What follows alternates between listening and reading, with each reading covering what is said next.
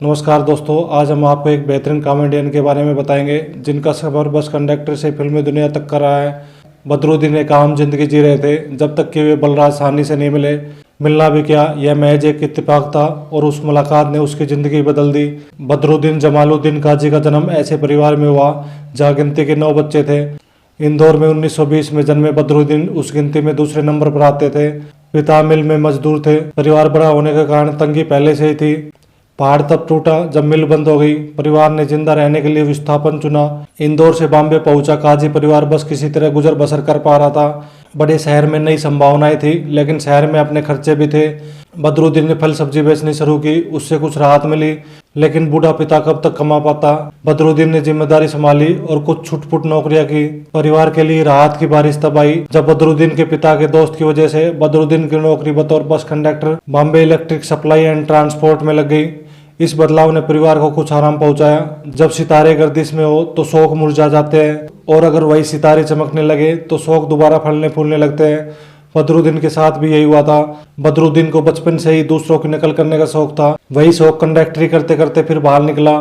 किसी रोज हिंदुस्तान के सबसे अच्छे अभिनेताओं में शुमार बलराज साहनी उस समय बस में सफर कर रहे थे, जिसमें बदरुद्दीन अपने टैलेंट का जलवा बिखेर रहे थे। साहनी साहब उन दिनों इंग्लैंड से लौटे ही थे और बाजी फिल्म की पटकथा लिख रहे थे। उन्होंने पूछा, फिल्म में काम करोगे? तो बदरुद्दीन ने बिना एक क्षण गवाए हाँ कह दिया। औसत जिंदगी जी रहे उस कंडक्टर की जिंदगी में सुखद बदलाव इंतजार कर रहा था। बलराज साहनी उन्हें गुरुदत्त के ऑफिस ले गए। गुरुदत्त बाजी फिल्म के निर्देशक थे और अपने कुछ दोस्तों के साथ ऑफिस में बातचीत करने में लगे थे। साहनी साहब ने ऑफिस के बाहर बदरुद्दीन से कहा कि एक शराबी की नकल करते करते ऑफिस में चले जाओ। उन्होंने वैसा ही किया। कुछ शोर शराबा हुआ तो गुरुदत्त के कान उसोर गए।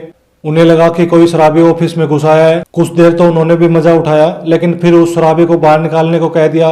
बलराज साहनी बोल उठे, ये शराबी नहीं है। जब पूरा वाकया गुरुदत्त के सामने खुला तो वे चौंक गए कि कोई आदमी बिना शराब पिए कैसी इतनी अच्छी नकल कर सकता है।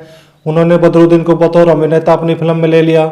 गुरुदत्त विदेशी विस्की जॉनी वॉकर के दीवाने थे। उन्होंने अपनी पसंदीदा विस्की का नाम अपने पसंदीदा अभिनेता को दे दिया और बदरुद्दीन बन गए हिंदुस्तानी सिनेमा के मशहूर अभिनेता जॉनी वॉकर। उनकी अपने क्राफ्ट पर इतनी जबरदस्त पकड़ थी कि गुरुदत्त उनके लिए सबसे पहले संवाद लिख दिया करते थे और बाद में जॉनी उन संवादों के साथ इम्प्रोवाइजेशन करके सीन को और निखार देते थे। वे अपनी काबिलियत के दम पर इतने ऊंचे उठे कि उन पर गाना फिल्माने के लिए निर्माता अलग से पैसा लगाते थे। इससे पहले ऐसा कभी नहीं हुआ, न ही उस दौर के बाद ऐसा देखने को मिला है कि किसी कॉमेडियन पर गाना फिल्माने के लिए अलग से बजट निकाला जाता हो। लगभग 300 फिल्मों में काम करने के बाद 80 के दशक तक उन्हें लगने लगा कि अब वैसा काम नहीं मिल रहा है जैसा वे करना चाहते हैं। फुहड़ किस्म की पटकथाओं से खुद को बचाने के लिए उसूलों के पक्के जानी वॉकर ने फिल्मी दुनिया को अलविदा कह दिया। कई साल बाद उनके अजीज दोस्त गुलजार साहब और कमल हसन की बहुत मिन्नतों के बाद उन्होंने अपनी आखिरी फिल्म चाची 420 की और सहयोग देखिए। आखिरी फिल्म में भी वे एक शराबी की भूमिका में नजर आए।